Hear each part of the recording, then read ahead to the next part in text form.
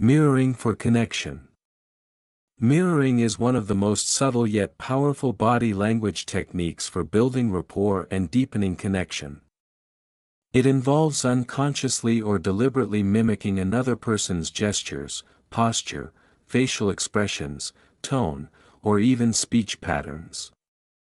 When done naturally and with genuine intent, mirroring creates a sense of familiarity and alignment that helps two people feel more in sync, psychologically and emotionally.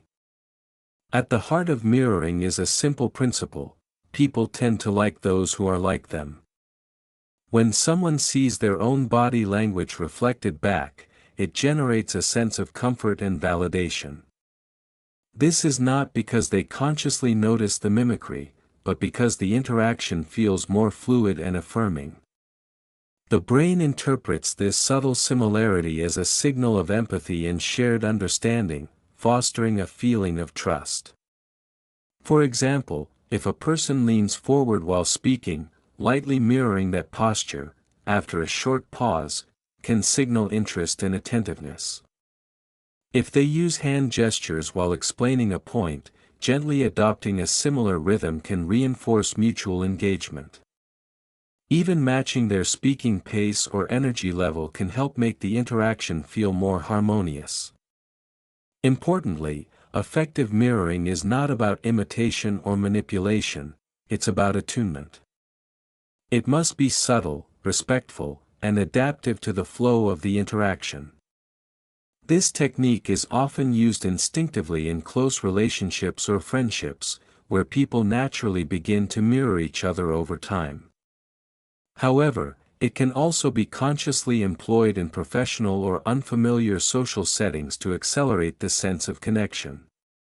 Salespeople, negotiators, therapists, and public speakers frequently use mirroring to build trust, reduce resistance, and create a collaborative dynamic. When misused or exaggerated, however, mirroring can backfire. If someone senses they're being copied too precisely or too quickly, it can come off as inauthentic or even mocking.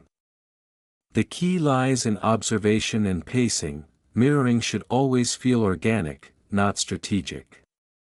Ultimately, mirroring works not because it tricks the mind, but because it reflects something deeper: empathy. It's a nonverbal way of saying, "I see you, I'm with you, and I'm tuned into what you're expressing." When used sincerely, it turns everyday interactions into meaningful connections. The confidence walk. The way a person walks is one of the most visible and immediate expressions of their inner state. A confident walk doesn't just reflect self-assurance, it projects it. It sends a signal to everyone around that the person is grounded, purposeful, and in control of themselves and their environment. The confidence walk is not about arrogance or drawing attention, but about moving through the world with quiet authority and presence. A confident walk begins with posture. The spine is straight but relaxed, shoulders are back without being rigid, and the head is held up, eyes forward. This upright alignment creates a natural sense of lift and openness, making the person appear more energized and alert. They are not weighed down by uncertainty or distracted by internal tension. Their body moves as one cohesive unit, balanced and steady. Pacing plays an essential role. A confident walk has a measured rhythm, not rushed, not sluggish, but deliberate.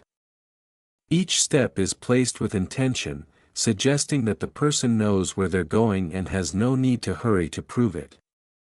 Even in crowded or high-pressure environments, a confident walker seems unshaken, moving as if time and space bend slightly to their rhythm. Arm movement complements the stride.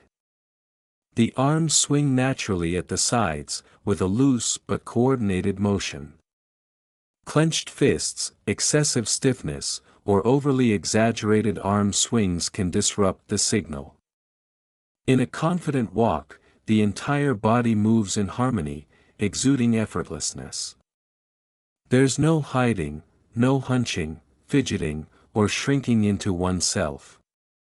The person takes up space comfortably, as if to say, "I belong here." Psychologically, walking with confidence can create a feedback loop. Just as confident thoughts lead to confident movement, the act of walking confidently can reinforce a stronger self-image. It activates parts of the brain associated with positive emotion and control.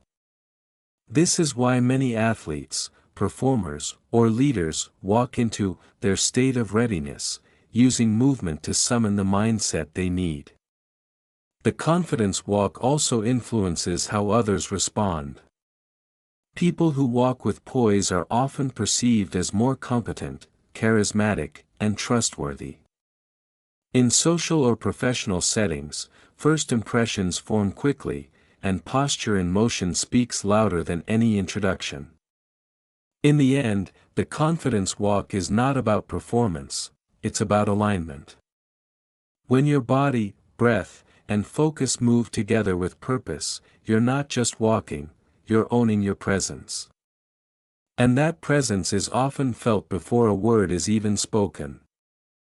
Brow furrowing when processing. Brow furrowing when processing information is a subtle yet revealing form of body language that often occurs when a person is concentrating, trying to understand something complex, or engaging in critical thinking. This gesture involves the inward and downward movement of the eyebrows, creating vertical lines or tension between them, and is frequently accompanied by narrowed eyes or a slightly pursed mouth. It's one of the clearest facial cues that the mind is hard at work. This movement happens largely unconsciously and is closely tied to cognitive load, the mental effort required to process, evaluate, or solve something. When faced with confusing, unfamiliar, or challenging information, the brain allocates more resources to concentration. This internal mental effort is often mirrored outwardly through facial tension, particularly in the brow area. The furrowed brow functions almost like a visual emblem of mental friction. Interestingly, this expression is not just about confusion, it can also signal skepticism, doubt, or analytical engagement. When someone furrows their brow while listening, it may mean they're not just confused but actively scrutinizing the information, looking for inconsistencies, or attempting to reconcile new input with what they already know. This is common in situations like interviews, negotiations, or debates where careful listening and quick thinking are required. In interpersonal communication, recognizing this signal can be valuable. If you're speaking to someone and notice them furrowing their brow, it might indicate that they're struggling to follow or are questioning what you're saying. This provides an opportunity to clarify or reframe your message. Conversely, if you're the one furrowing your brow during a conversation, be aware that others might interpret it as confusion, disagreement, or even disapproval, whether or not that's your intention. Ultimately, brow furrowing when processing is a microexpression of cognitive effort. It gives a glimpse into the invisible mechanics of thought and decision-making, and like many aspects of body language, it bridges the gap between inner experience and outer expression. Brief touch to establish connection. A brief, well-timed touch can be one of the most powerful tools for building trust, warmth, and emotional resonance in human interaction. Whether it's a light tap on the arm, a gentle pat on the back, or a quick touch on the shoulder, this small gesture carries a significant psychological weight. It communicates empathy, reassurance, and presence, often more effectively than words. Touch is the first sense we develop as infants, and it remains a fundamental part of how we connect with others throughout life. When used appropriately, a brief touch can trigger the release of oxytocin, sometimes called the bonding hormone, which promotes feelings of trust and emotional closeness. This explains why even a fleeting physical connection can deepen rapport or diffuse tension during conversation. The key to this technique lies in subtlety and context. A brief touch during a moment of agreement, shared laughter, or comfort can enhance emotional alignment. It signals attentiveness and sincerity, reinforcing the message, "I'm here with you. I see you." In professional settings, a quick handshake or a congratulatory touch on the arm can project confidence and support without overstepping boundaries. In more personal settings, touch can serve as a gentle bridge between words and feelings. Importantly, the effectiveness of this gesture depends on timing, cultural norms, and the existing level of familiarity between people. An unwanted or mistimed touch can create discomfort or even backfire, so sensitivity to cues, both verbal and nonverbal, is essential. The touch should be brief, respectful, and naturally integrated into the flow of the interaction, not forced or excessive. Those who master this form of nonverbal communication understand that human connection isn't built solely through dialogue, but through subtle affirmations of presence. A brief touch, when authentic, doesn't interrupt the conversation, it deepens it. It reassures, grounds, and momentarily bridges the physical and emotional space between people. In a world often dominated by screens and distance, the power of a gentle touch reminds us that connection is not just something we speak, it's something we feel. Raised heels show excitement or readiness. Rising up on the balls of the feet or briefly lifting the heels off the ground is a subtle but telling body language signal that often indicates excitement, anticipation, or readiness to act. Though frequently overlooked, this movement is rooted in our most basic physical instincts, those connected to energy buildup and the urge to move. When someone is emotionally charged, whether with enthusiasm, eagerness, or even nervous energy, the body often struggles to remain completely still. This excess energy can leak out through small, involuntary movements, and one of the most natural outlets is the feet. Raising the heels, even slightly, shifts the body's center of gravity forward, which mimics the preparatory motion one makes before walking, running, or springing into action. It's the body's way of saying, "I'm ready," even if the person remains otherwise still. This behavior is commonly seen in children who can hardly contain their excitement. They bounce on their toes when they're thrilled about something.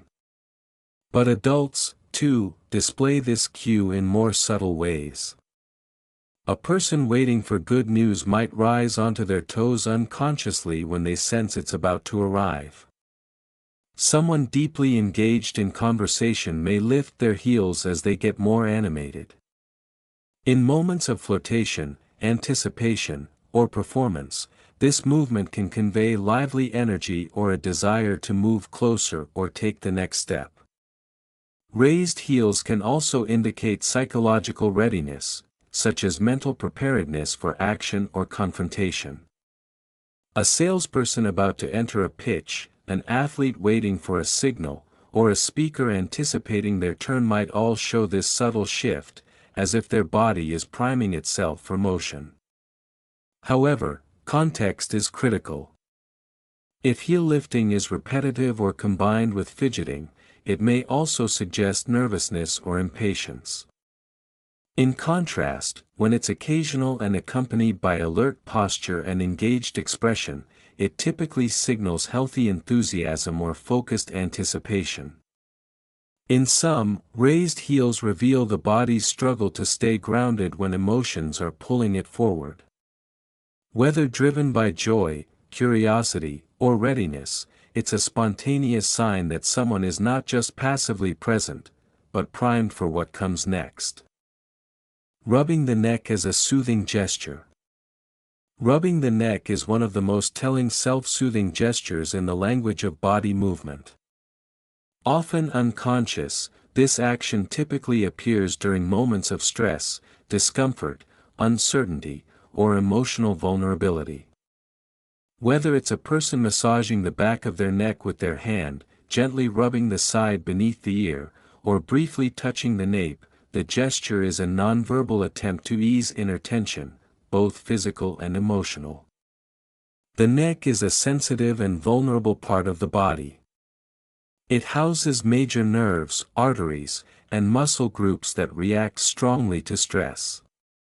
When someone feels anxious or insecure, the muscles in this area can tighten, sometimes without conscious awareness. Rubbing or stroking the neck becomes a way to physically respond to this tightening, a self-regulatory action meant to calm the nervous system and signal comfort to oneself. Psychologically, this gesture acts much like a security blanket. It's a form of what experts call pacifying behavior, a small, self-directed movement that temporarily soothes internal discomfort. People may rub their necks when they're being questioned, when they feel exposed, when they're uncertain of what to say next, or when they sense that they've made a mistake. It doesn't necessarily mean the person is lying or hiding something, but it does suggest a spike in emotional stress or cognitive strain. The way someone rubs their neck can offer subtle clues. A slow, firm massage at the back of the neck often suggests frustration or internal pressure. A quick stroke under the chin or near the collarbone might signal nervousness or social discomfort. Some may even momentarily grasp the back of the neck, a gesture often linked with feelings of being overwhelmed or emotionally burdened. In conversation, noticing this gesture can be revealing. It may indicate that the other person is uncomfortable with the topic, uncertain about their stance, or feeling defensive despite their words. Rather than confronting it directly, a perceptive communicator might respond with empathy, slowing down, softening their tone, or offering reassurance, thus reducing the internal tension that caused the gesture in the first place. Ultimately, rubbing the neck is not just a meaningless fidget. It's the body's subtle cry for relief, a momentary act of emotional self-care. For those who know how to read it, this small movement reveals more than hesitation or doubt, it unveils the deeper emotional state beneath the surface, offering a quiet invitation to respond with patience, awareness, and compassion. Palms up for honesty. The simple gesture of turning one's palms upward is a quietly powerful expression of openness, honesty, and sincerity. Rooted deep in our evolutionary and cultural history, showing the palms has long been associated with peaceful intent and a willingness to be vulnerable. It is a gesture that subtly disarms, invites trust, and signals, "I have nothing to hide." When someone speaks with their palms facing upward, whether resting them on their lap, gesturing gently in conversation, or presenting an idea, it sends a strong nonverbal message: transparency.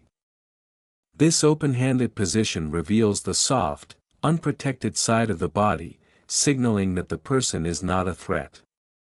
It's a subconscious echo of ancient human behavior, when exposing the palms showed one was unarmed and meant no harm. In modern communication, this gesture still carries that same symbolic weight.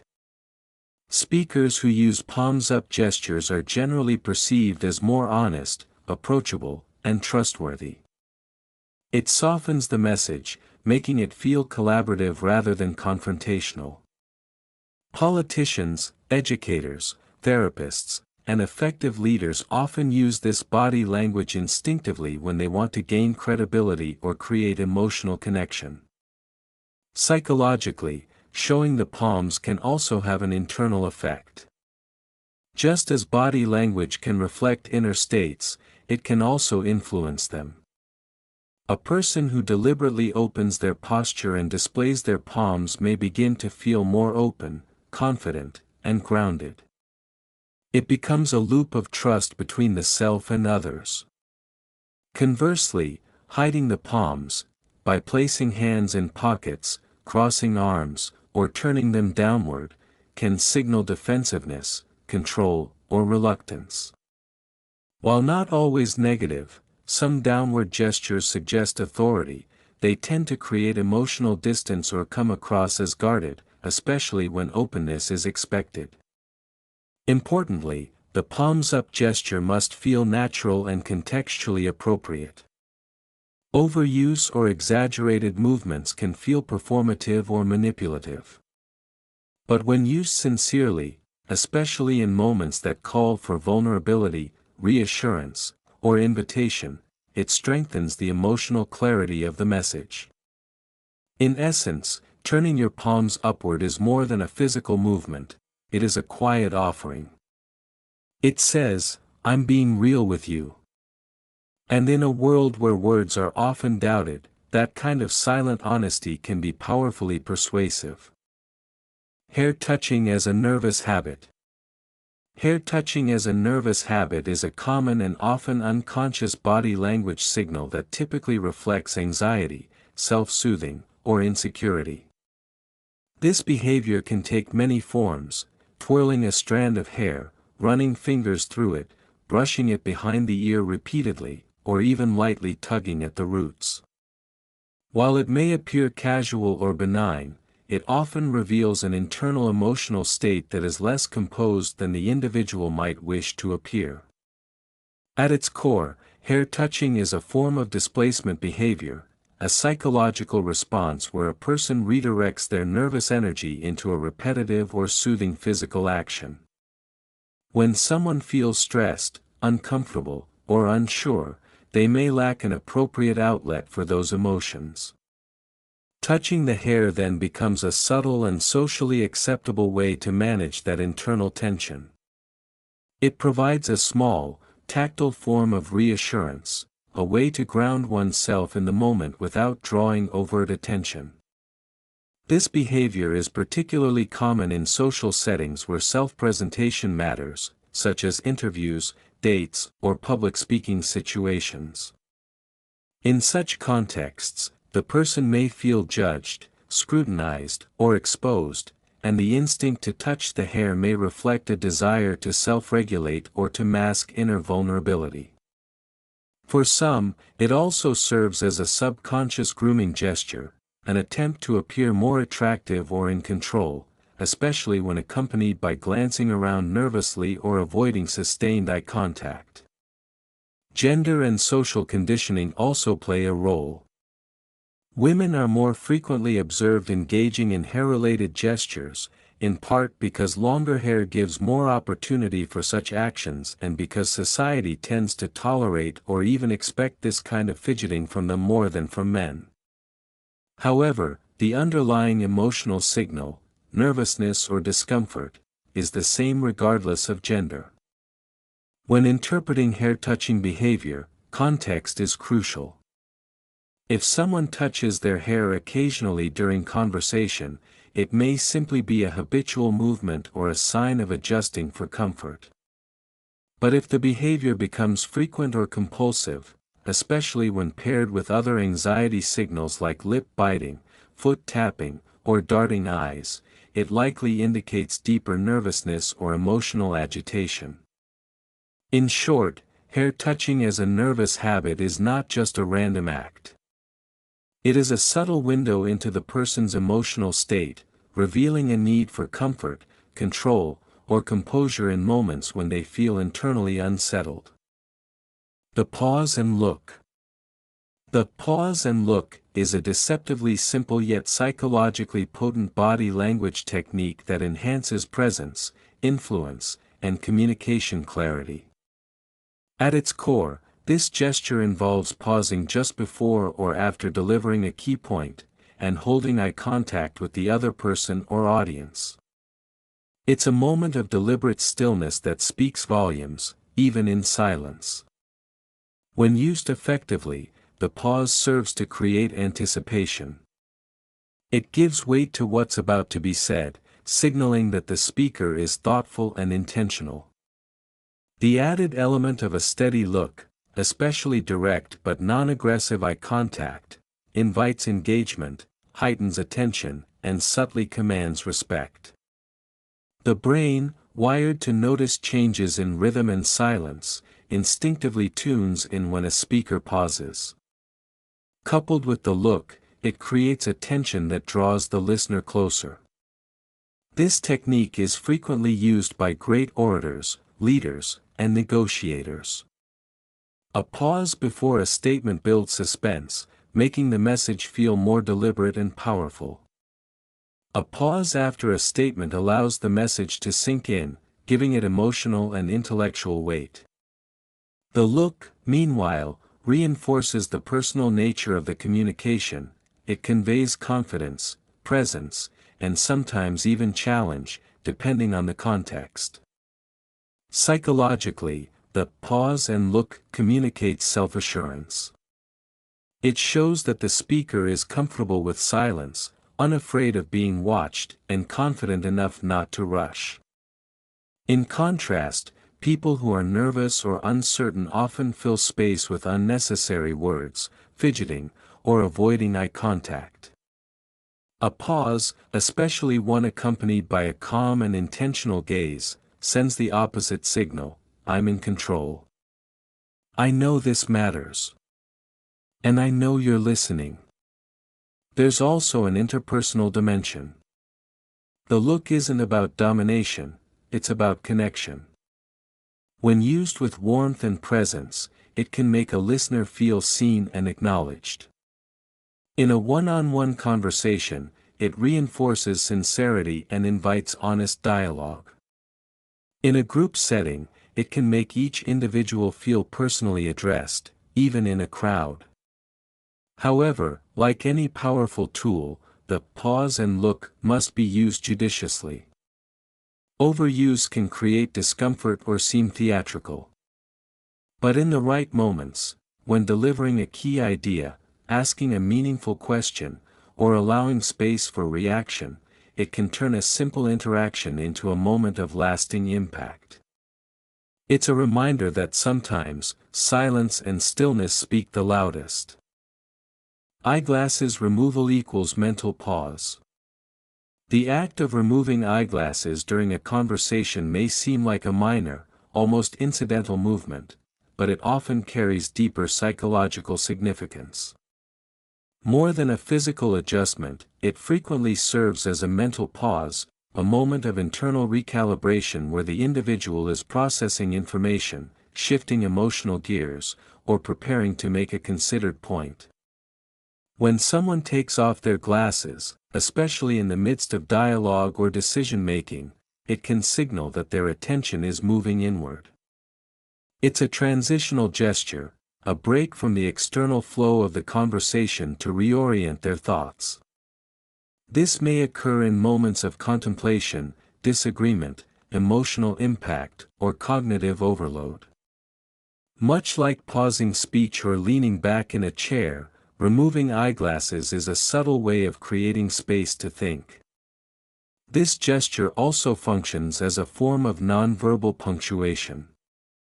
Just as a speaker might pause before delivering an important statement, the removal of glasses can signal that what comes next is meaningful. In some cases, it precedes a shift in tone, from listening to responding, from casual to serious, from uncertain to decisive. The gesture slows down the rhythm of the interaction and invites others to pay closer attention. Eyeglasses themselves are symbolic of focus and observation. They are literal lenses through which one sees the world. Removing them can unconsciously represent a shift in perception, stepping back from a situation, reconsidering one's view, or momentarily withdrawing from a role, e.g., expert, authority figure, listener.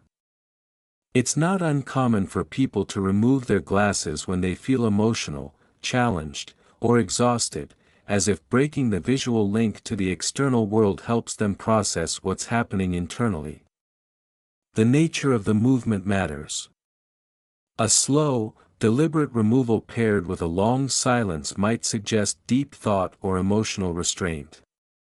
A quick, irritated motion could signal frustration or disbelief.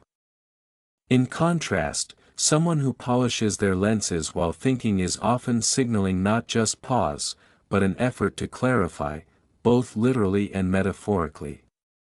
For observers, recognizing this cue can be valuable. It suggests that the person may be at a turning point in their thinking or emotional state. Rather than rushing to fill the silence or respond immediately, giving them space during this moment often leads to more thoughtful and honest exchanges. In essence, eyeglasses removal is rarely just about comfort or habit. It's a physical manifestation of an inner pause, a moment of detachment, processing, or transition. In the quiet choreography of body language, it signals that something unseen is shifting, and that what follows may carry greater weight. Backward head tilt signals doubt. A backward head tilt, when someone subtly leans their head away from a person or object while maintaining eye contact, often signals doubt, skepticism, or uncertainty.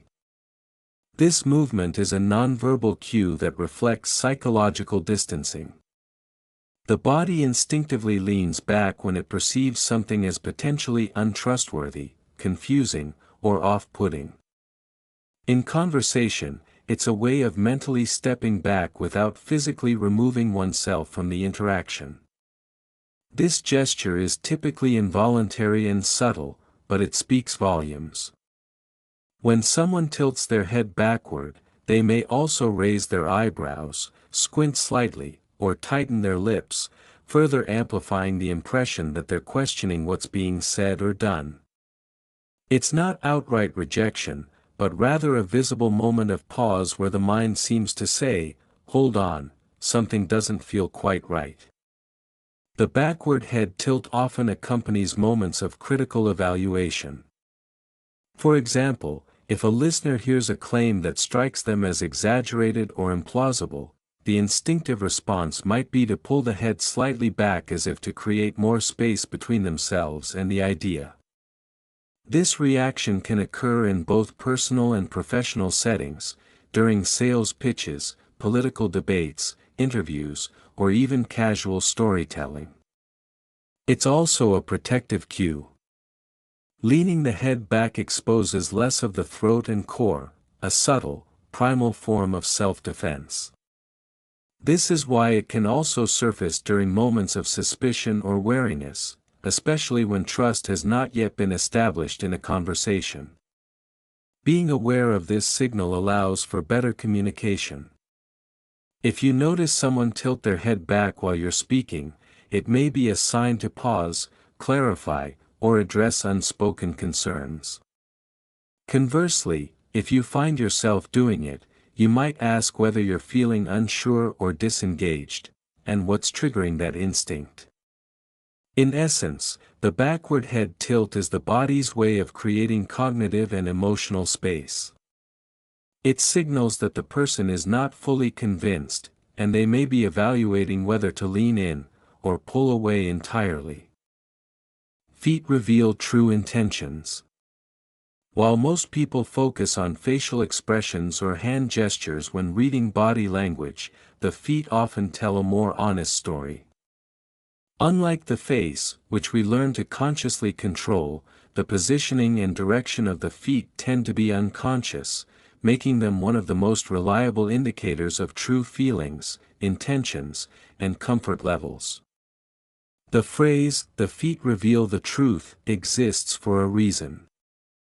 In social interactions, where someone's feet are pointing can indicate where their attention or interest truly lies. For example, if you're speaking with someone who appears engaged, smiling, nodding, maintaining eye contact, but their feet are pointed toward the door or angled away from you, there's a good chance their mind is already elsewhere. Their body is subtly preparing for departure, even if their words are polite. On the other hand, when someone's feet are pointed directly at you, it signals genuine interest and psychological alignment. Foot behavior also betrays nervousness or discomfort. Rapid foot tapping, shifting weight from foot to foot, or turning one foot out while keeping the rest of the body still can all suggest unease or impatience. These signals are often involuntary, people may not even realize they're doing them, yet they speak volumes about how they're really feeling. In group settings, foot orientation can reveal social dynamics. If two people in a group are interested in each other, they'll often angle their feet toward one another, even if they're speaking to someone else. This can signal attraction, alliance, or preference. Likewise, someone trying to leave a conversation will often subtly shift their feet first, long before they make any verbal move to exit. The reliability of foot cues comes from how deeply ingrained they are in our evolutionary biology. In threatening or uncomfortable situations, our primitive brain prepares for fight or flight, often beginning with small shifts in stance, feet adjusting to pivot, flee, or brace. These movements still show up in modern interactions, even in non-dangerous contexts like a business meeting or casual chat. Understanding the language of the feet offers a powerful advantage in communication. It allows you to notice when someone is disengaging before they say so, or to identify unspoken interest or discomfort. It also helps in adjusting your own body language. By aligning your feet consciously toward others, you can signal openness, confidence, and attentiveness, even before you speak. Ultimately, while the eyes may be the window to the soul, the feet are the compass of intention. Quiet and often overlooked, they point not just to where someone stands, but where they truly want to go. Shoulder shrug equals uncertainty. The shoulder shrug is a universal body language cue that speaks the language of uncertainty, ambiguity, or resignation. It is a small, often automatic movement, raising one or both shoulders toward the ears, typically accompanied by a slight tilt of the head or an upturned palm, that communicates, without words, "I don't know, I'm not sure," or "it's out of my control."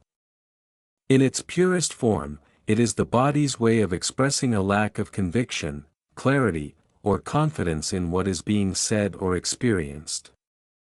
What makes the shoulder shrug so revealing is its unconscious nature.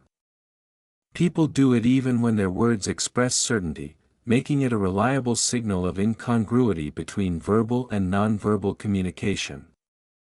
For example, someone might say, "I'm fine," while giving a slight shrug, which subtly betrays doubt or emotional conflict. The body, in this case, confesses what the mouth conceals. The motion itself is telling. By lifting the shoulders, a person physically minimizes their profile, which is an ancient signal of submission or self-protection. It's as though the body is retreating slightly, creating less presence in the space. The shrug often comes with other cues, raised eyebrows, a fleeting frown, or an exhale, that reinforce the message of uncertainty or helplessness. Context deepens its meaning. A casual, quick shrug in conversation may simply reflect not knowing an answer or being indifferent. But in a professional setting, a hesitant shrug while explaining a decision can undermine authority, signaling doubt or a lack of control. In emotionally charged moments, a slow, slumped shrug might indicate emotional surrender, "I don't know what else to do." There are also partial or one-sided shrugs, which are even more revealing. A single shoulder lift can suggest ambivalence, sarcasm, or insincerity. It often appears when someone is attempting to downplay responsibility or hide true feelings behind a veil of indifference. It's less about not knowing and more about pretending not to care. For skilled communicators, noticing a shrug, especially when it contradicts spoken words, can offer a valuable opportunity. It may signal a need to ask better questions, offer reassurance, or slow down to explore what's really going on beneath the surface. When a shrug accompanies silence, it can be a quiet cry for guidance, clarity, or support. In essence, the shoulder shrug is the body's nonverbal admission of uncertainty, ambivalence, or emotional surrender. It's a fleeting motion, but it carries weight. To see it is to sense doubt. To understand it is to recognize a moment when certainty falters and authenticity tries to surface, if only for a second. Microexpressions reveal hidden emotions. Microexpressions are brief, involuntary facial expressions that reveal a person's true emotions, often before they have a chance to consciously conceal them. Lasting only a fraction of a second, typically between January 25th th and January 5th th of a second, these fleeting expressions bypass our filters and surface directly from the emotional brain. In a world where people often choose their words carefully and manage their outward demeanor, microexpressions act like emotional leaks, offering a glimpse into what someone is genuinely feeling beneath the surface. These expressions are universal. Regardless of culture, language, or background, humans display the same core emotional microexpressions: happiness, sadness, anger, fear, disgust, surprise, and contempt. They are deeply wired into our biology, rooted in the limbic system, and appear automatically in response to strong emotional stimuli. For example, someone might say they're fine while flashing a momentary flicker of fear or sadness across their face, gone so quickly that most people miss it, yet felt intuitively as something off. The power of microexpressions lies in their honesty. Because they are so quick and uncontrolled, they often betray emotions people would rather hide. In high-stakes situations, such as job interviews, negotiations, therapy, interrogations, or even personal conflicts, microexpressions can reveal contradictions between what's being said and what's truly felt. A flash of contempt during a smile, a split-second grimace during praise, or a flash of fear during a confident claim can radically shift how a message is interpreted. Recognizing microexpressions requires sharp observation and practice. Most people sense them intuitively, feeling a sudden discomfort without knowing why, but trained individuals, such as psychologists, law enforcement professionals, or negotiators, can spot and interpret them more precisely. These microsignals become tools for deeper understanding, not to judge or accuse, but to ask better questions, to probe gently, or to empathize more accurately. It's important to note that detecting a microexpression does not automatically reveal its cause. A flash of anger might stem from the current conversation, or it might be a reflex to an unrelated internal memory or thought. Context matters, and interpretation must be done with care. Still, their presence tells us that something meaningful is happening emotionally, something the person may not be fully expressing with words. In a world where people often say what they think is expected, microexpressions remain a subtle, raw truth. They remind us that beneath the layers of language and control, emotion still pulses honestly through the face.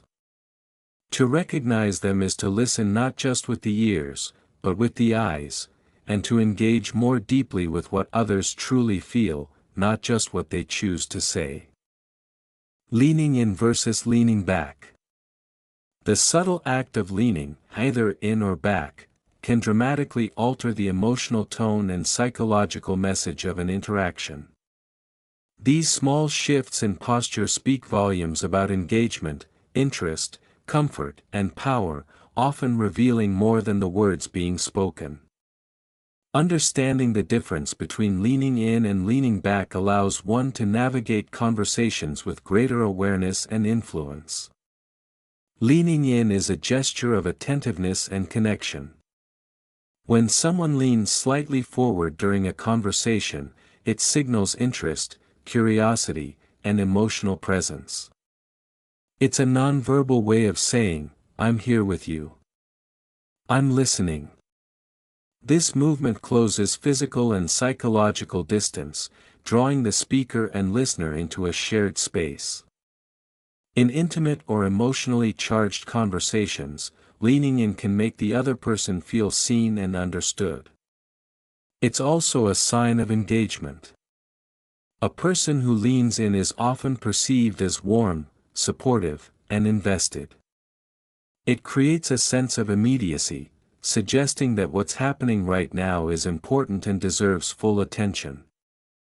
This is why therapists, empathetic friends, and skilled communicators instinctively lean in when others are expressing something meaningful or vulnerable.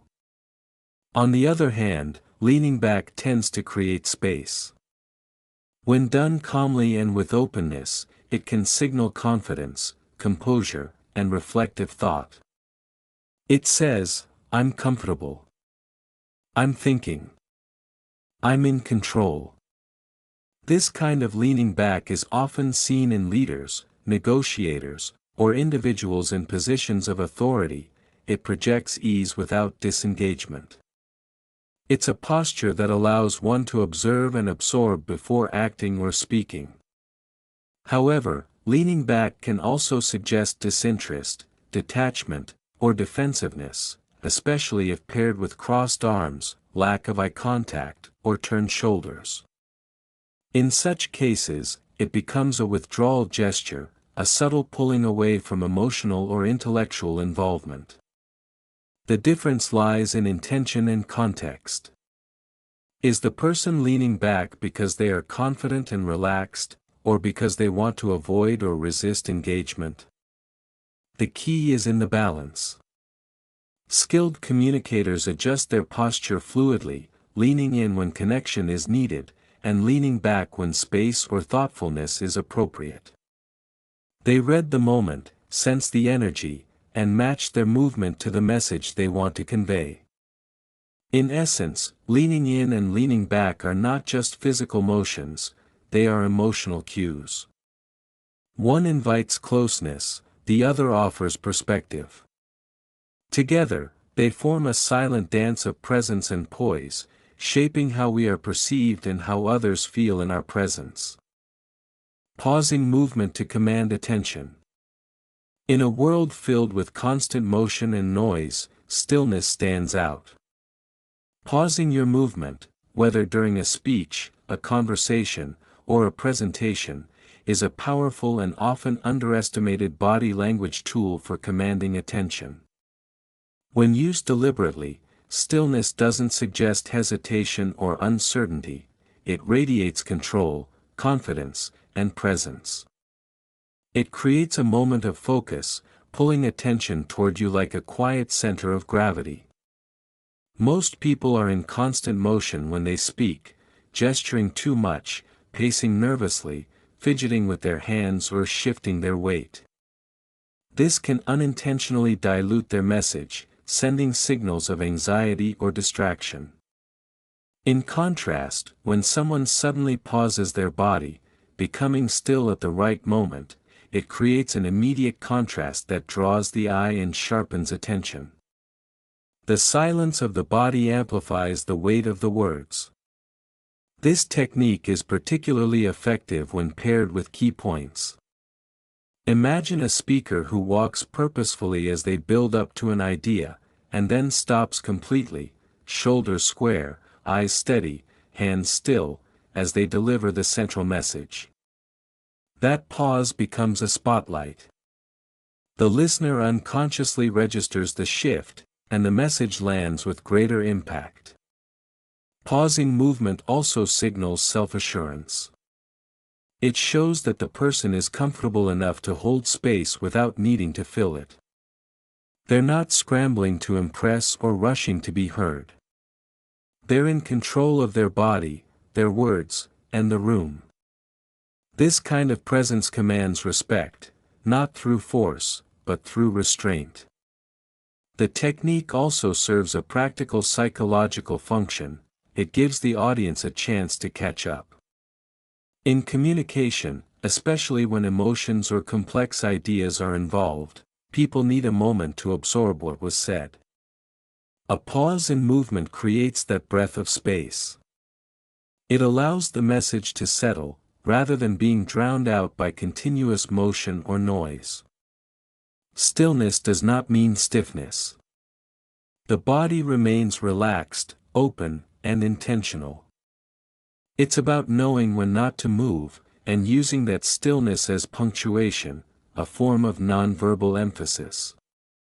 Think of it as the visual equivalent of a dramatic pause in speech. It makes people lean in, because something important is happening.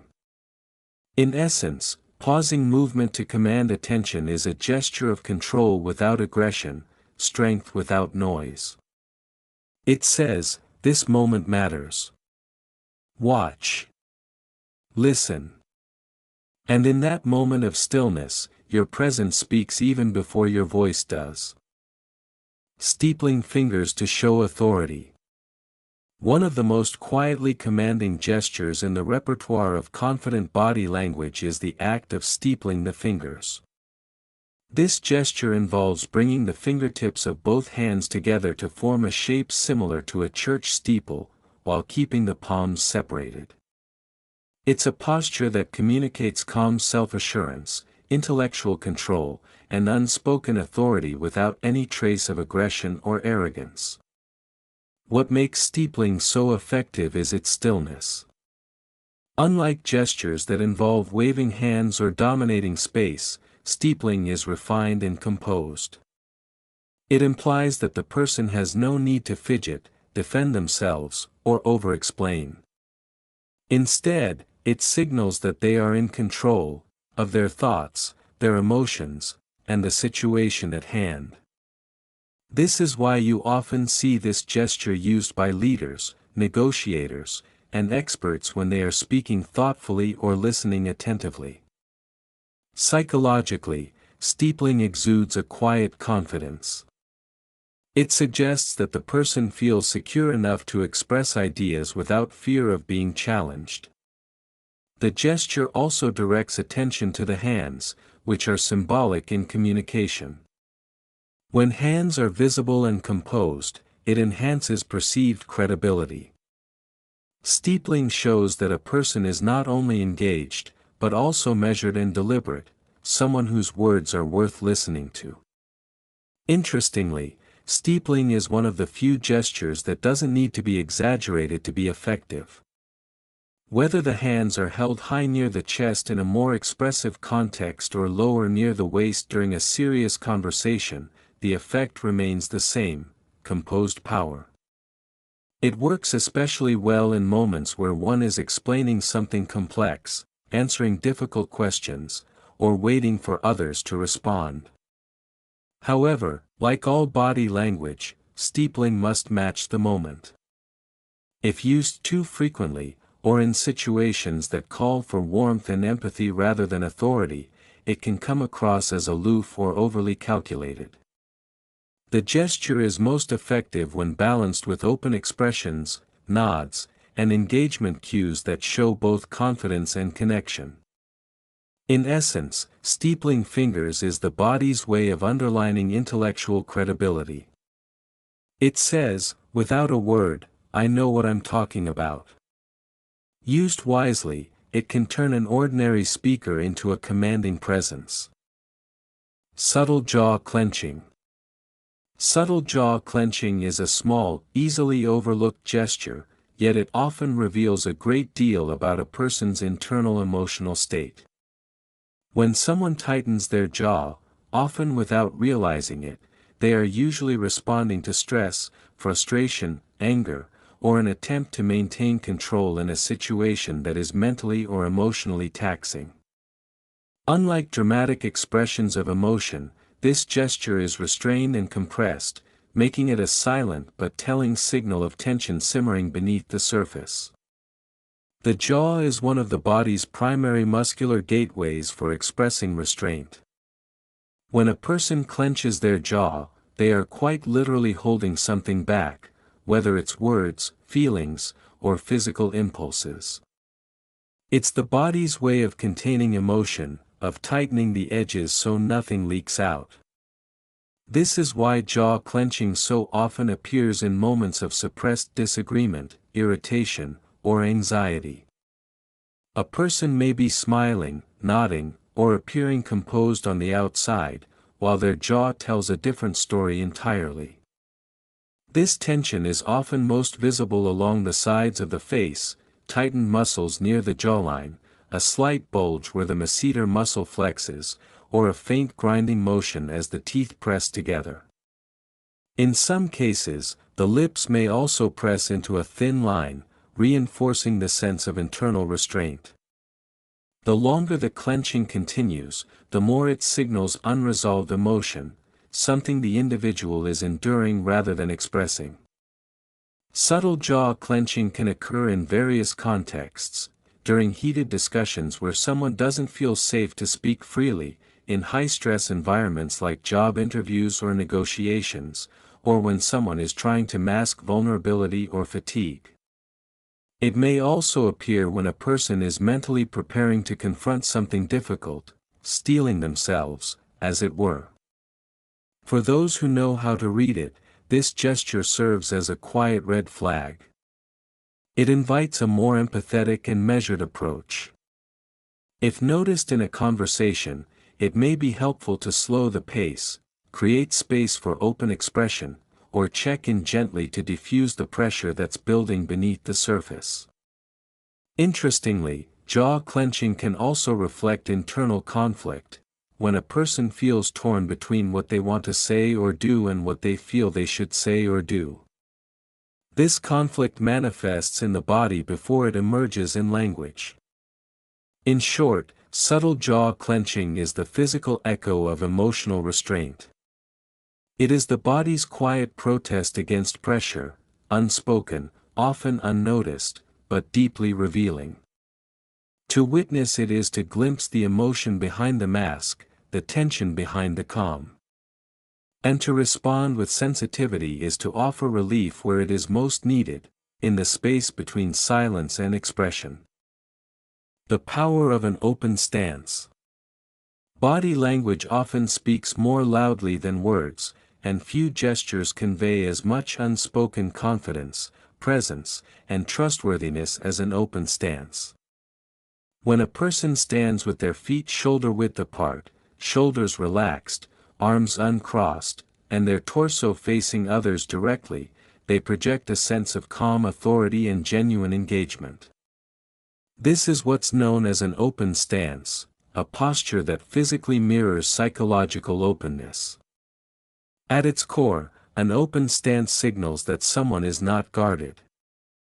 There are no physical barriers like crossed arms or turned bodies to suggest defensiveness or discomfort. Instead, the openness of the body suggests emotional availability, honesty, and confidence in one's surroundings. It tells others, "I have nothing to hide." This is especially powerful in interpersonal settings like job interviews, negotiations, networking events, or even casual conversations. People instinctively trust and feel safer around those who appear open and grounded. From a psychological perspective, an open stance also affects the person holding it. Adopting this posture can increase internal feelings of self-assurance and reduce stress, mirroring the power pose effect popularized in social psychology. When the body takes up space in a balanced and welcoming way, the mind tends to follow suit, reinforcing feelings of control and clarity. In contrast, a closed or withdrawn posture, arms crossed, feet tightly together, or body angled away, can inadvertently send signals of discomfort, insecurity, or even hostility. It may make others feel uneasy or create a subtle sense of distance in a conversation. Thus, the power of an open stance lies in its ability to harmonize both how you feel and how you are perceived. It fosters approachability, enhances communication, and builds instant rapport, all without a single word. Whether you're walking into a room full of strangers or standing to deliver an idea, adopting an open stance is a quiet but potent way to express confidence and authenticity. The lip purse of resistance. The act of pursing one's lips, pressing them together tightly into a thin line, is a small, easily overlooked facial gesture. Yet in the subtle language of nonverbal communication, it can carry a powerful message. Often referred to as the lip purse, this expression is a classic sign of psychological resistance, emotional restraint, or suppressed disagreement. Though silent, it often speaks louder than words. When someone purses their lips, they are, in effect, holding something back. The gesture may indicate that they are feeling tension or disapproval but are unwilling, or unable, to express it openly. It's as if the person is physically sealing their mouth to prevent what they truly feel from slipping out. This is why the lip purse is so often seen in situations where people are trying to remain polite, composed, or professionally neutral, even as their emotions suggest otherwise. In conversation, a pursed lip expression often appears in reaction to a comment or suggestion the person disagrees with, but does not want to challenge directly. It might last only a second, a quick tightening of the mouth, a subtle narrowing of the lips, but for the trained observer, it is a red flag. It signals internal conflict. I'm not okay with this, but I'm not saying so, yet. This gesture is common in negotiation, leadership, or emotionally charged discussions. For example, a manager giving critical feedback may notice an employee purse their lips while nodding, revealing silent disagreement or emotional resistance. In relationships, it may appear when one partner is frustrated but choosing silence over argument. The lip purse is often the precursor to withheld opinions, unspoken frustrations, or thoughts that have been judged too risky to share in the moment. Context matters greatly. A lip purse accompanied by narrowed eyes or a furrowed brow may point to skepticism or irritation. Paired with a downward gaze and tightened jaw, it could indicate emotional suppression or quiet resentment. Alone, it might be fleeting and subtle, but rarely meaningless. Understanding this gesture allows for deeper insight into what is left unsaid. It's not necessarily a sign of hostility, but it is a cue that something beneath the surface deserves attention. A skillful communicator who notices a lip purse might pause, reframe their message, or gently invite the other person to share their thoughts, creating space for dialogue before tension turns into silence or withdrawal. In essence, the lip purse is the body's way of saying, I have something to say, but I won't, at least not yet. It reveals the invisible wall of resistance, a quiet protest behind a composed exterior. And for those who know how to read it, it offers a chance to bridge the emotional gap before it grows wider. Breathing patterns signal mood. Breathing patterns are a deeply revealing yet often overlooked element of body language, offering subtle but powerful insight into a person's emotional state. Because breathing is both automatic and responsive to our internal state, it acts as a mirror of the mind and body. Changes in breath, its pace, depth, rhythm, and sound, can signal mood long before words or deliberate actions do. When someone is calm and relaxed, their breathing tends to be slow, steady, and deep, often centered in the diaphragm. This type of breathing indicates a state of ease, emotional balance, and comfort. You might see this during peaceful moments, casual conversation, or when a person feels completely at home in their surroundings. The body is at rest, and so is the breath. In contrast, shallow or rapid breathing is one of the first and most reliable indicators of stress, anxiety, or agitation. When someone feels threatened, physically or emotionally, the body's fight or flight system kicks in, increasing heart rate and breathing pace to prepare for action. This kind of breathing is usually chest-centered, with shoulders rising slightly with each inhale. It's not just about oxygen intake, it's a signal that the body is bracing for something, even if the person appears outwardly composed. There are other variations, too. Sighing, for instance, can reveal frustration, resignation, or emotional fatigue. A sudden deep breath may signal an attempt to calm oneself or regain control, particularly before a difficult conversation or public speaking. Holding the breath, even briefly, can indicate fear, shock, or extreme concentration. And erratic, uneven breathing might reflect internal conflict or emotional overwhelm. In interpersonal communication, paying attention to someone's breathing can offer a silent readout of their feelings in real time. Are they breathing faster as the conversation gets more personal? Did they sigh after hearing a certain statement?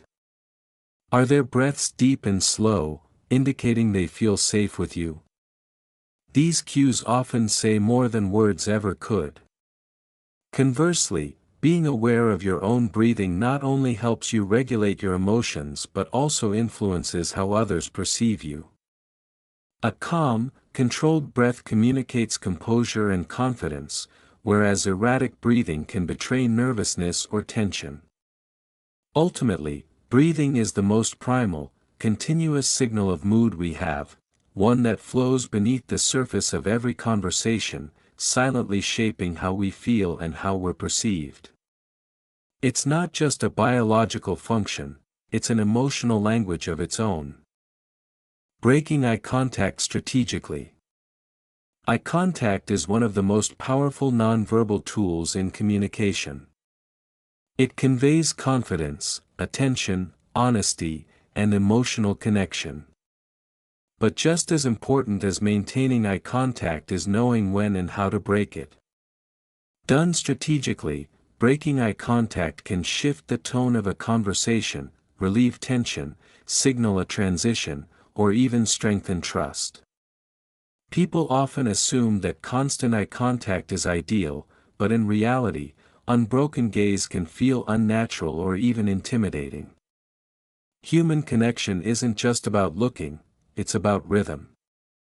Strategic breaks in eye contact introduce that rhythm, allowing both parties to breathe, reflect, and remain comfortable. When timed well, looking away doesn't signal disinterest, it creates space. One powerful use of this technique is during moments of emotional weight or vulnerability. When someone shares something deeply personal or difficult, briefly breaking eye contact, perhaps by looking down or to the side, can show humility and respect. It says, "I'm giving you space. I'm not judging." It softens the emotional intensity and can make the other person feel safer in their disclosure. In contrast, breaking eye contact while you are speaking can suggest thoughtfulness. Looking away momentarily while gathering your thoughts or recalling a detail indicates sincerity and cognitive effort, rather than rehearsed speech. Then, returning your gaze reinforces conviction and invites reconnection. This push and pull creates a dynamic flow that keeps the listener engaged. Breaking eye contact can also be a subtle cue of dominance or control in the right context. For instance, in negotiations or interviews, confidently breaking eye contact after making a strong statement, then waiting in silence, can shift the pressure to the other party. It shows that you are secure enough not to seek validation, and can cause others to lean in or fill the silence, often revealing more than they intended. Importantly, the direction and duration of the break matter. Looking down briefly may signal thoughtfulness or modesty, looking to the side might suggest distraction or disengagement, depending on your facial expression. A long, unfocused stare away can appear evasive, while a quick, purposeful glance downward or to the side followed by a return to eye contact feels natural and controlled. Strategic eye contact, then, is not about staring or retreating, it's about modulation. It's about using the absence of gaze just as meaningfully as its presence. Like pauses in speech or silence in music, these breaks create tension, reflection, and emotional depth. Ultimately, breaking eye contact at the right moment doesn't sever connection, it often deepens it. It communicates emotional intelligence, self-possession, and an intuitive understanding of human interaction, knowing when to hold someone's gaze, and when to give them the grace of looking away. Fidgeting with objects equals mental distraction. Fidgeting with objects, clicking a pen, twisting a ring, tapping a phone, or repeatedly folding a piece of paper, is one of the most common and revealing forms of unconscious body language. Though often dismissed as a nervous habit, it actually signals something deeper: mental distraction, inner tension, or emotional unrest. When someone begins to manipulate an object during a conversation or event, it usually means their focus has shifted inward, or elsewhere entirely. This type of behavior is a form of self-regulation. The small, repetitive movements provide a kind of sensory anchor that helps the person manage internal stress, boredom, or overstimulation. It's the body's quiet attempt to regain balance, much like a child clutching a favorite toy for comfort. While the gesture may appear casual or harmless, it often indicates that the person is mentally disengaged or struggling to stay present in the moment. The nature of the object and the movement can offer clues. Quick, sharp motions, such as snapping a pen or drumming fingers, may indicate impatience, irritation, or anxiety.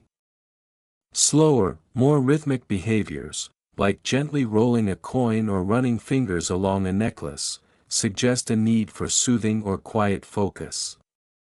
Regardless of the form, the movement is not about the object itself but about what the gesture helps the person avoid or process internally. In social or professional settings, fidgeting can be particularly telling. During a meeting, for example, someone idly spinning their phone may be mentally checked out, disagreeing silently, or feeling overwhelmed. In a difficult conversation, a person fiddling with their sleeve or bracelet may be concealing discomfort, reluctance, or unspoken emotions. It becomes a displacement behavior. Energy that could be used to engage or express is instead channeled into the object. It's important to note that not all fidgeting is negative. Some individuals, particularly those with ADHD or high sensory sensitivity, use fidgeting as a genuine concentration aid. In such cases, the movement helps them stay engaged. The key is in the context and accompanying cues. Fidgeting that disrupts eye contact, coincides with hesitation, or replaces verbal response is often a sign of distraction, not focus. For those observing, noticing object-focused fidgeting provides a chance to re-engage the person gently, by checking in, adjusting the pace, or inviting their perspective. It's not about stopping the behavior but about understanding its message: the mind is somewhere else, and the hands are trying to keep it steady. In short, fidgeting with objects is rarely meaningless. It's the visible trace of a mind in motion, sometimes lost, sometimes overwhelmed, sometimes merely reaching for calm.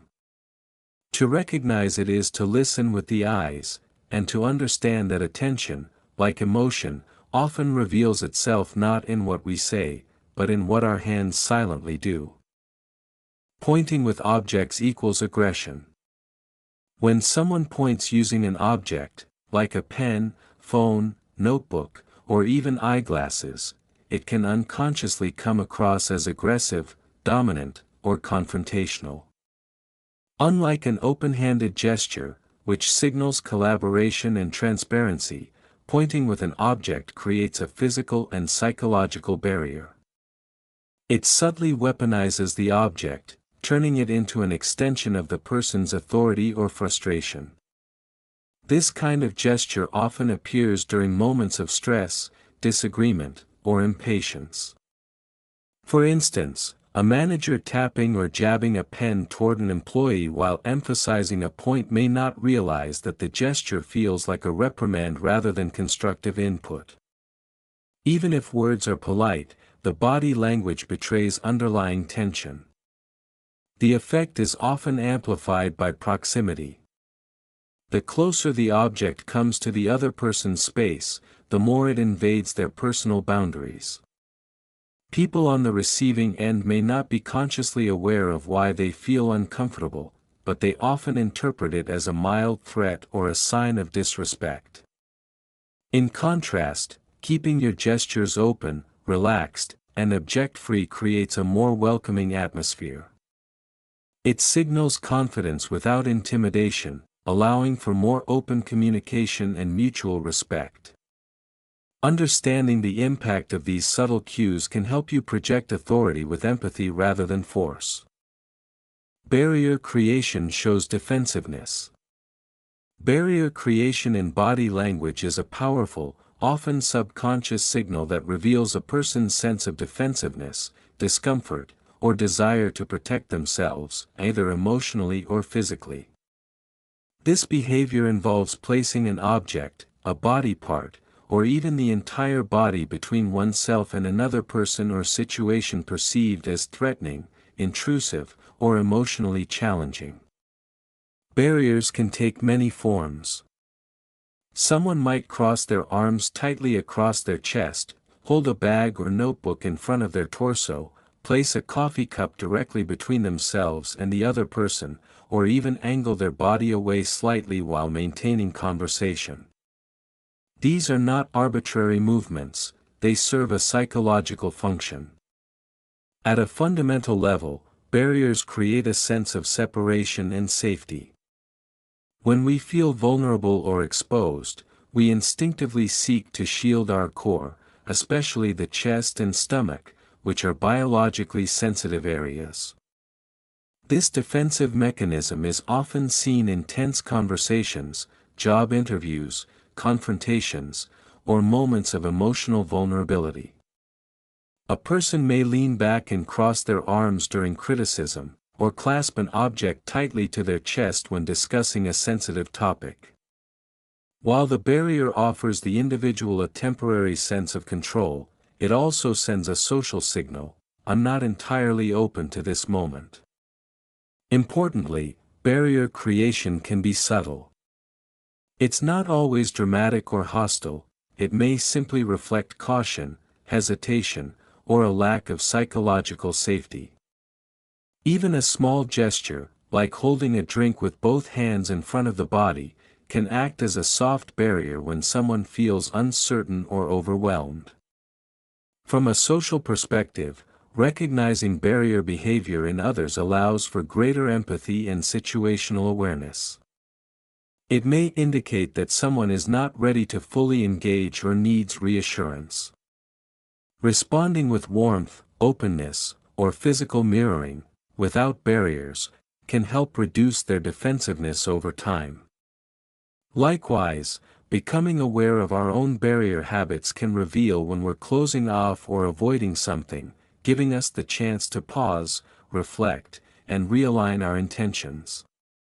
In essence, barrier creation is the body's way of saying, I need space, or I don't feel safe yet.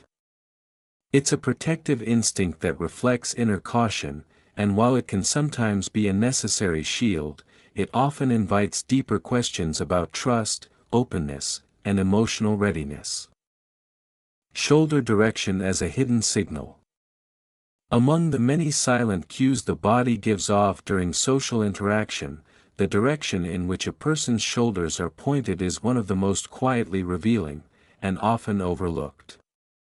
While we tend to focus on facial expressions or eye contact when interpreting intent, the shoulders can betray someone's true attention, interest, or emotional alignment even when their words or expressions suggest otherwise.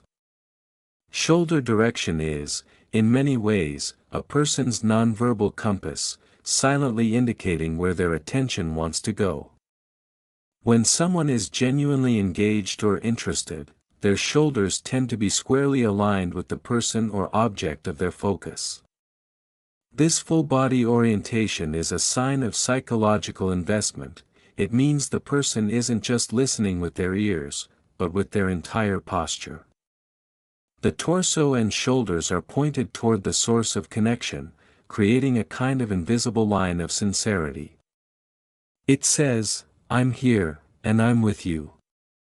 Conversely, when someone's shoulders begin to shift away, angling even slightly away from the person they're speaking to, it can signal emotional withdrawal, disengagement, discomfort, or distraction.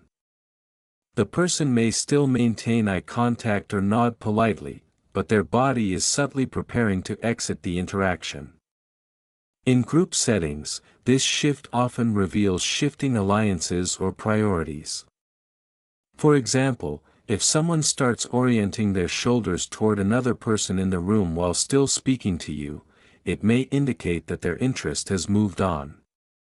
In conflict situations or emotionally charged conversations, shoulder direction can also be a form of silent resistance. A person who turns their upper body slightly away while keeping their feet planted may be expressing guardedness or defensiveness without saying a word. It's a physical barrier, a way of reducing vulnerability by subconsciously shielding oneself.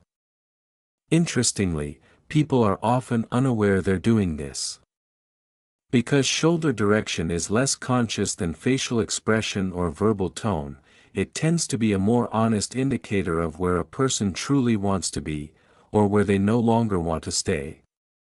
Observing shoulder direction can offer a subtle yet powerful layer of insight. In conversation, noticing a gradual turning away may prompt you to re-engage the other person, ask for feedback, or pivot the topic. In group dynamics, it can reveal who is aligned with whom, who is leading attention, or who feels excluded. Ultimately, shoulder direction acts as the body's orientation toward desire, focus, or withdrawal. It's a quiet gesture, easy to miss, but profoundly meaningful. To read it well is to see not just where a person stands, but where their mind, and perhaps even their heart, is leaning. Tightened eyes equals discomfort or suspicion. The human face is a rich canvas of emotion, and few areas reveal as much as the eyes. One particularly telling microbehavior is the tightening of the muscles around the eyes. When someone narrows or tightens their eyes, not simply squinting in bright light, but drawing the skin around them inward, it often signals a moment of discomfort, suspicion, or psychological tension. This subtle contraction is the body's instinctive reaction to perceived threat, confusion, or mistrust, and it often occurs before a person consciously registers how they feel. Tightened eyes are most noticeable in the slight furrowing of the brows, a narrowing of the eyelids, and the appearance of tension lines at the corners of the eyes. It's a controlled, guarded expression, a kind of emotional squint that attempts to reduce vulnerability or gather more information before responding. It typically emerges when someone hears something they don't fully believe, trust, or accept, even if they remain verbally polite or composed. From an evolutionary standpoint, this reaction makes sense.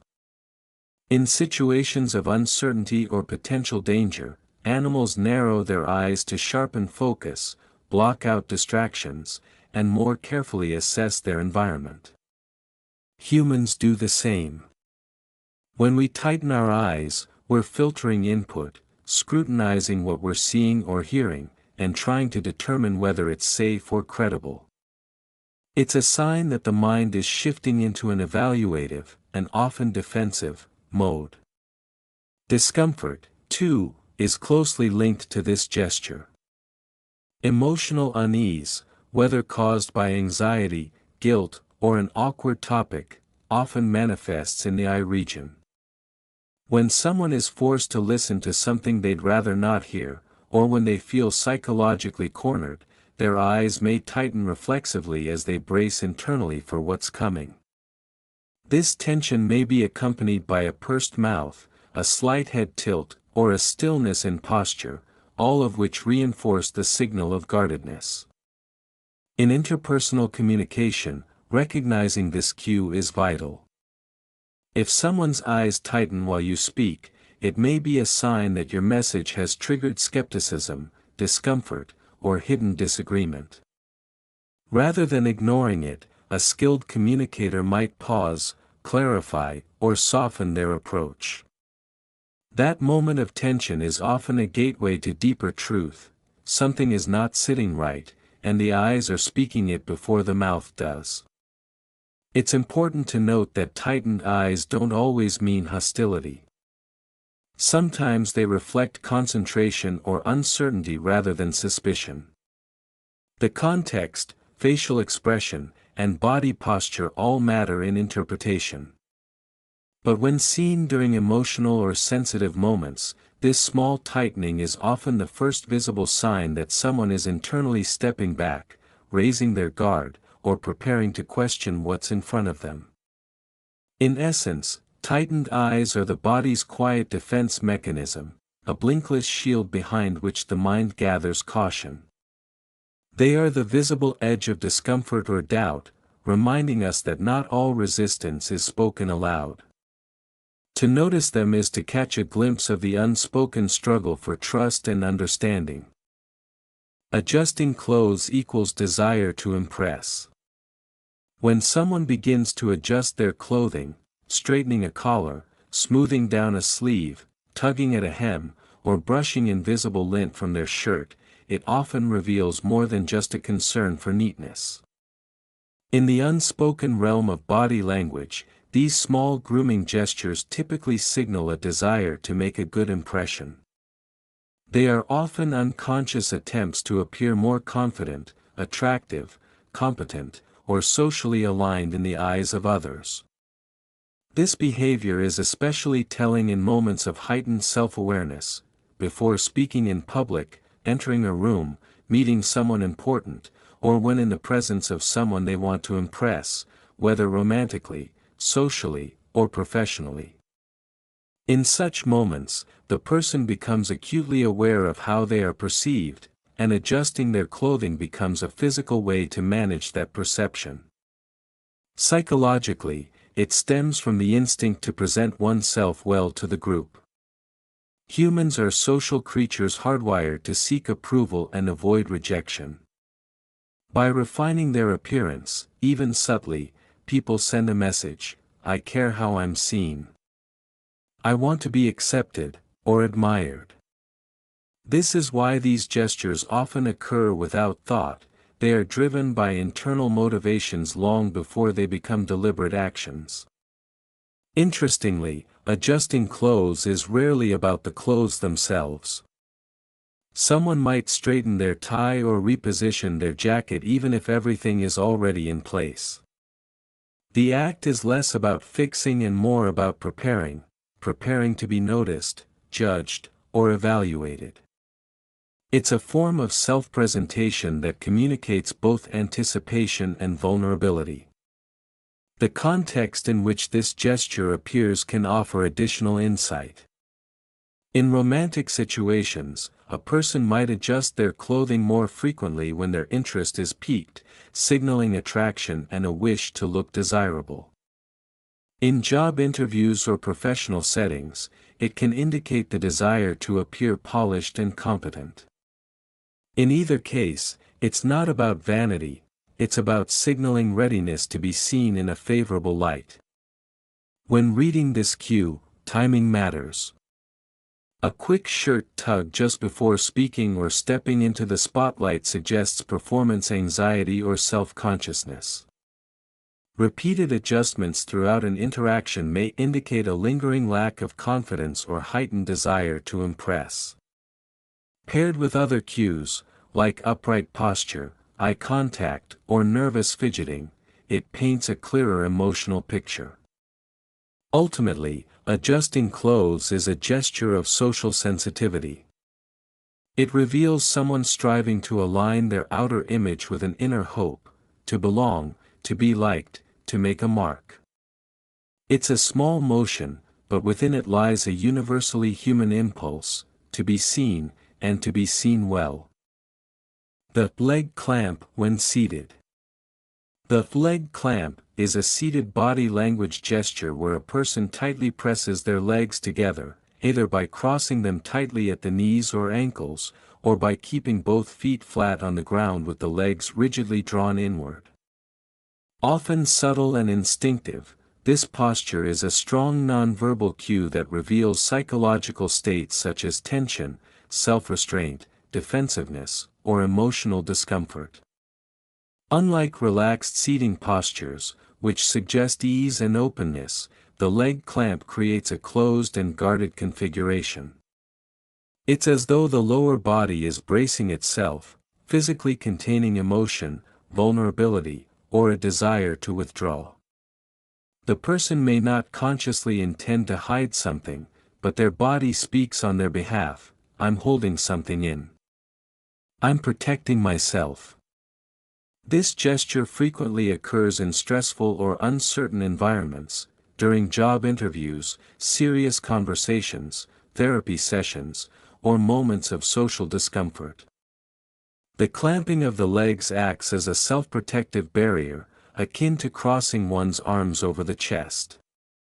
The body instinctively reduces its openness, minimizing exposure and signaling a desire to stay guarded.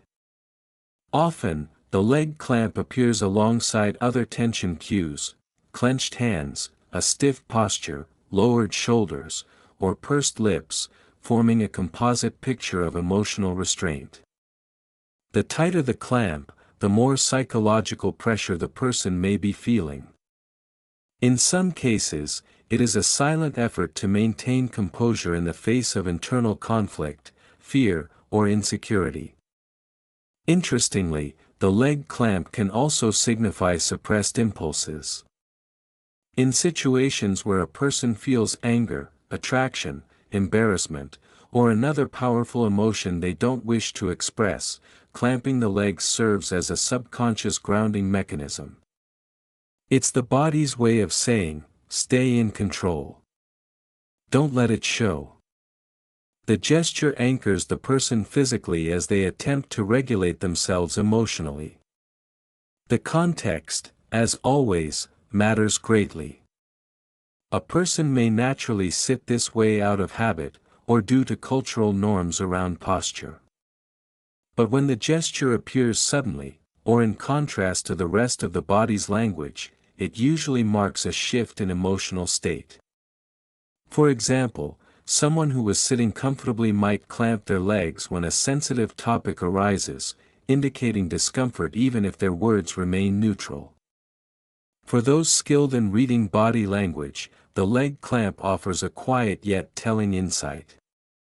It reveals that what's being said may not match what's being felt. It's an invitation, not to confront or pressure, but to slow down, offer reassurance, and create a safer space for expression. In essence, the leg clamp is the body's silent attempt to steady itself, to contain, to protect, to manage the unspoken. It's a posture of caution and control, hinting at what lies beneath a composed exterior. And when noticed with care, it becomes a window into the emotional truth behind stillness.